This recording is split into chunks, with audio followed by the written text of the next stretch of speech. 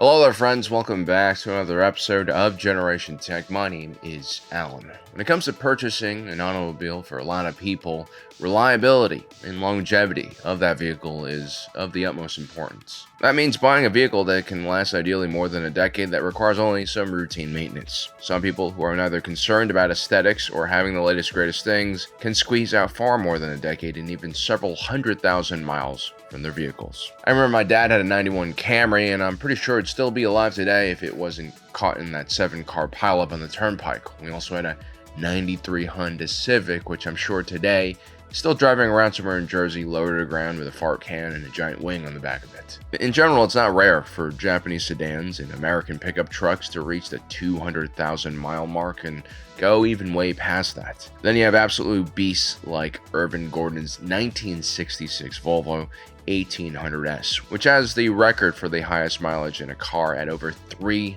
million miles. Apparently, the first clutch on this car lasted 450,000 miles before being replaced, which should show you what kind of driver this man was. Gordon also kept a meticulous record of the regular maintenance he did for the vehicle. Now, from a mileage point of view, very few cars will ever reach Gordon's Volvo 1800's record, but as far as age goes, there are definitely vehicles that are as old as his car and even older still on the road today. It's not exactly super rare to see an original 1964 Mustang running around. I mean, yes, many are rebuilt, some are even modernized. I actually keep getting these random Instagrams of this factory in China that builds the body frames of classic cars and then just ships them out to you.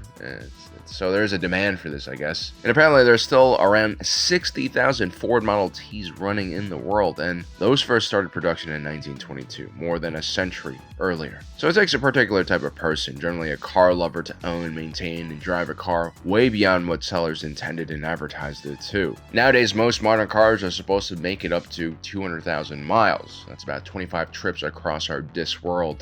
And, there's no shortage of people reaching this milestone. But you see, cars are kind of like the Star Wars equivalent of speeders. They're a last mile commuting vehicle. Because sometimes a trip in Star Wars doesn't just take you across a planet, it can take you from one end of a system to another, and that means several light years in distance. For such journeys, you need something a bit larger than a speeder. You need a Starship. And these are much more complicated vessels. You don't just have repulsors, you also have thrusters that can be anything from chemical boosters to ion engines. And there's also hyperdrives and the null quantum fuel generator that gets you into hyperspace. All of this is powered usually by a fusion reactor of some kind, and these ships can be enormous in size. Anything larger than a small freighter usually also has living quarters on board. As a matter of fact, there's an entire population of spacers, pirates, freighter captains that call their ships home. And with some species, including mechanical beings living centuries, if not entire millennia, suddenly having a starship that can last for the same amount of time doesn't seem all that absurd. After all, Durasteel can last a long time if you take care of it, and the internal components, if well maintained, can also be coaxed to outlive manufacturer specs. And so, like with classic cars, if a ship owner has enough love for a ship, it's not absurd to assume that they can continuously replace or even upgrade the ship and keep it going. In today's video, we're going to be taking a look at some of the oldest and longest operating vessels in the Star Wars galaxy. Take a look at the circumstances that led to the longevity of these vessels and the people who owned them. By the way, this video idea was given to us by one of our Patreon supporters, Crusader of Useless Expositions, which is just a terrific username and very relatable.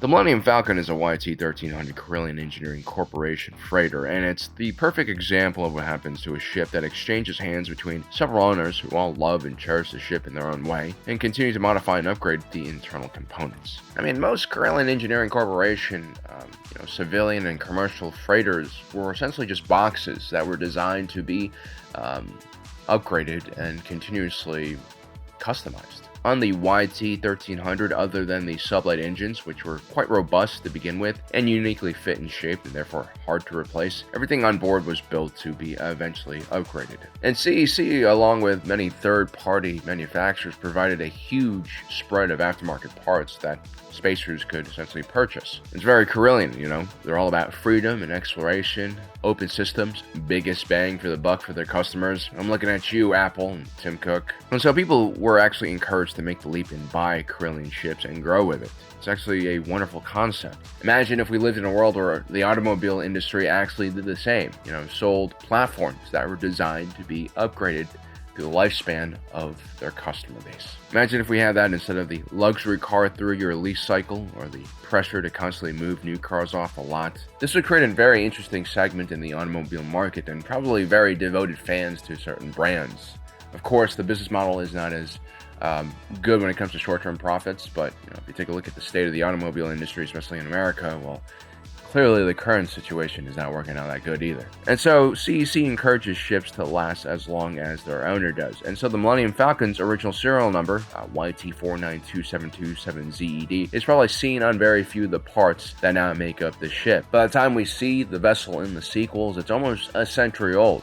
And that's because this ship was first manufactured on Corellia around 60 BBY. Throughout its life, it's had dozens of names, including the Stellar Envoy, Broken Bell, Corel's Pride, Close Shave, Fickle Flyer, Foul Matter, Graphite Skipper, Jinden Smoke, Longshot, Lost and Found, Sun Fighter Franchise, Sweet Surprise, Meadle's Misery, Wayward Sun, Victory Ring, and finally my favorite, Star Princess. That would probably be my call sign if I ever owned a ship. This ship has also been owned by many interesting characters, some might consider heroes in galactic history, like the smuggler, entrepreneur, and cloak aficionado Lando Calrissian, and smuggler, rebel hero, and absent father Han Solo. This ship has participated in several major battles during the Galactic Civil War and even accidentally set a record by passing through the wrong parts of the Kessel Run. This ship has escorted dignitaries like Princess Leia Organa and also Princess Luke. It's also shot down and invaded countless TIE fighter patrols. It's even gone toe-to-toe with the Star Destroyer on several occasions and survived. In Legends, it participated even in the Yuzhang War and also the Second Galactic Civil War, and was last seen being used as a mobile home by the Solos as they sailed off into their golden years. A more, fitting and respectful way to retire these characters, a more deserving fate than they were handed in the sequels. Although the kids are still kind of messed up in Legends. I guess that's what fame and power does to your family.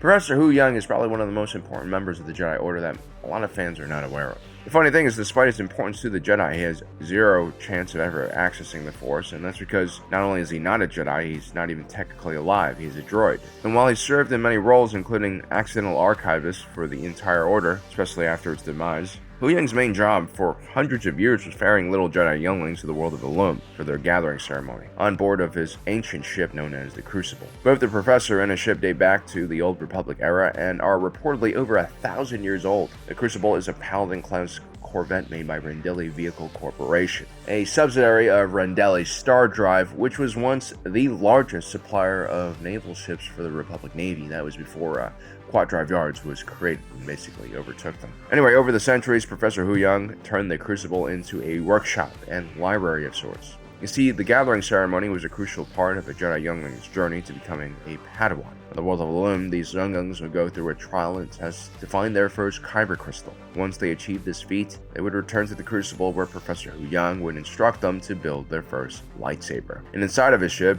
he had a workshop with a huge collection of different parts that younglings could choose for their lightsaber design. For instance, Hu Young even had a wooden hilt for a Wookiee youngling to use. I'd like to think that when Professor Hu Young was not, ferrying younglings to the gathering, he was just exploring the various garage sales in the galaxy looking for trinkets and scraps to use for this exact purpose. And all throughout Jedi history, the number of members have stayed relatively stable at around 10,000, most likely because of the amount of Force users in the galaxy, and so Professor Hu Young is able to meet almost every Jedi youngling who's made it to this part of their career, which makes his ship an extremely important part of Jedi history. It's almost like another temple. Fortunately, the vessel was destroyed by pirates on the world of Florum just a year or so before Order 66 occurred. If this ship had somehow survived the Jedi Purge in Order 66, I imagine Luke Skywalker would have eventually sought it out and then used it to kind of learn more about what the Jedi Temple was actually like.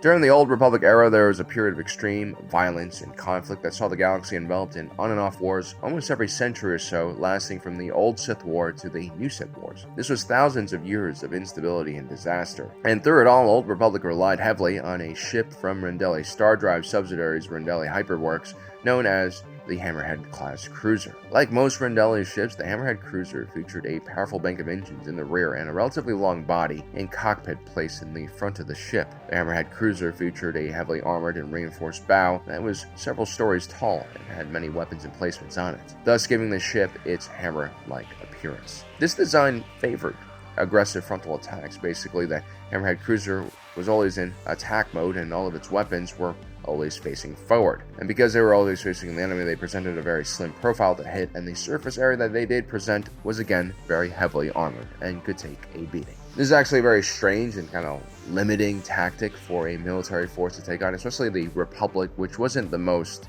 aggressive faction. This is almost more Mandalorian in how it's designed. I imagine it wasn't rare for some of these individual vessels to serve continuously for several centuries, if not more. Maybe one or two of the original batch were still preserved by the time the Rusan Reformation came around. It should be noted that the Praetorian class, which the Hammerhead cruiser is based on, and also the Thantra class, which followed the Hammerhead cruiser class, also served the Republic Navy for thousands of years. I guess for one reason or another, the government really preferred this Hammerhead style ship, and they had very close relations with Rendeli star drives. This could also be a sign of massive corruption. Anyway, by the time the Galactic Civil War had started, Rendeli Star Drive and Carillion Engineering Corporation would bring back the old Hammerhead design with the Sphyrna-class Hammerhead corvette. These are essentially armed transports that were designed to move goods without any escort. They also featured the same design cues as other Hammerhead vessels and would serve brilliantly during the Galactic Civil War and later First Order conflict. These ships were much smaller than the cruisers of the Old Republic era, but I wouldn't be surprised if they were still active in the galaxy several centuries later. There's something just very iconic and lovable about this design.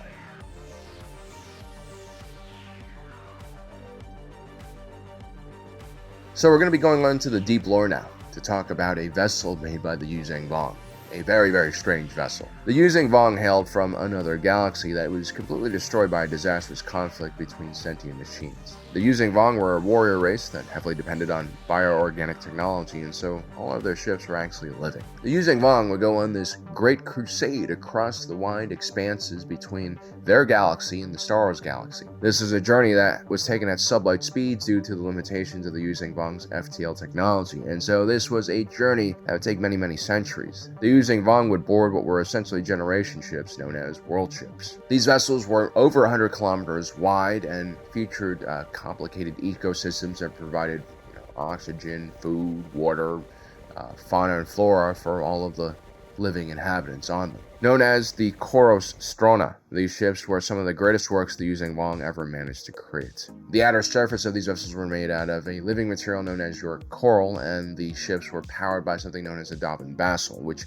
manipulated gravity. The ships themselves looked like large hurricanes with spiraling arms extending out in every direction. These ships also functioned as battleships and carriers for smaller starfighters. The oldest Yuzhang Vong world ship, the Banu Ras, was reported to be over 1,000 years, and it was already failing. Most of its systems were falling apart as it approached the Star Wars galaxy.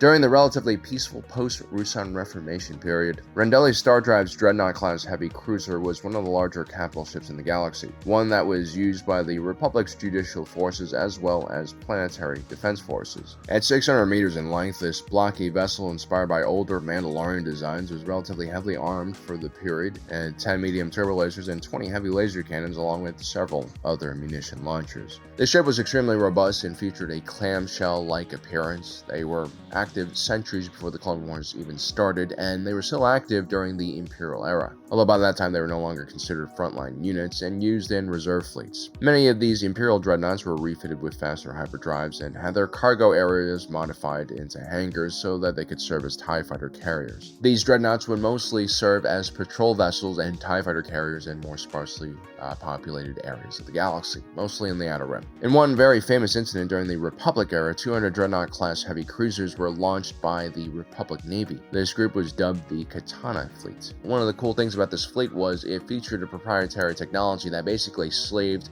all of the navigational computers on these ships together, which reduced the crew size of one of these vessels from like 16,000 to only 2,200, which was a considerable feat at the time. Unfortunately, several of these ships were infected with the deadly Hive virus, and the command ship bravely sent the entire fleet jumping into hyperspace to an unknown location to prevent the spread of this deadly disease. This lost fleet was the subject of many expeditions made by private businessmen, pirates, and other fortune seekers who wanted essentially a free fleet of pretty robust starships. It's rumored that the rebellion managed to find several of these warships and would use them against the Empire during the Galactic Civil War, a testament to the durability of these heavy cruisers. The Dreadnought-class heavy cruiser was also used to build the extra-galactic Jedi explorer ship known as Outbound Flight that was supposed to explore distant galaxies. This would have been the Republic's equivalent to the Yuzhang Vong warship, and the 6 Dreadnought-class heavy cruisers that formed the vessel were supposed to be able to operate for centuries.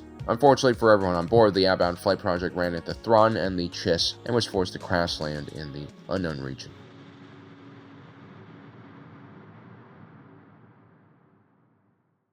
Now, when we talk about long-lasting starfighters, we tend to think about Conan Sayre's BTL Y-Wing series, which were made for the Clone Wars but truly became famous during the Galactic Civil War decades later, when hundreds, if not thousands, of refurbished and heavily modified Y-Wings would bring the pain to the Empire. It's actually kind of crazy for a military to solely rely on refurbished fighters as their main strike starfighter, but that's what the Rebel Alliance was all about. The modified variant of the original Y-Wing was so heavily used that it even gained its own official designation, the BTL-A4, which the original manufacturer Conan Sayre then based their new design for the Y-Wing on during the New Republic era. This was essentially a new retro starfighter based on a modified version of an older starfighter that was put together by Bush pilots.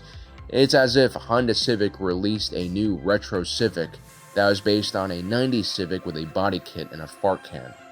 It's just kind of a wild thing to do. But still, the Y-Wing's long service record, while impressive for a starfighter, doesn't hold a candle against one of the longest serving starfighters in the galaxy, the Oryx-class Tactical Strike Fighter, or the Scissor Fighter, as I like to call it. This ship comes from Republic Fleet Systems and pairs very nicely with a Hammerhead cruiser, fine wine and a steak dinner. At 9.2 meters in length, this blistering fast interceptor had everything you could ask for in a fighter: shields, heavy laser cannons, torpedo launchers, a hyperdrive. This was thousands of years before Senior Fleet Systems decided that they could add all of those essential features into their TIE fighter system. With the S-foils folded in, the R-class Tactical Strike Fighter was about the size of a droid fighter, which is quite small. The ARC would remain relatively unchanged for over 4,000 years, serving again from the old Sith Wars to the Rusan Reformations. There were, of course, some internal changes and revisions to the ships, but yeah, it mostly remained the same, which is kind of crazy because that meant there were millions and millions of these ships lying around in the galaxy, especially because the Republic had this policy of not repairing damaged hulls.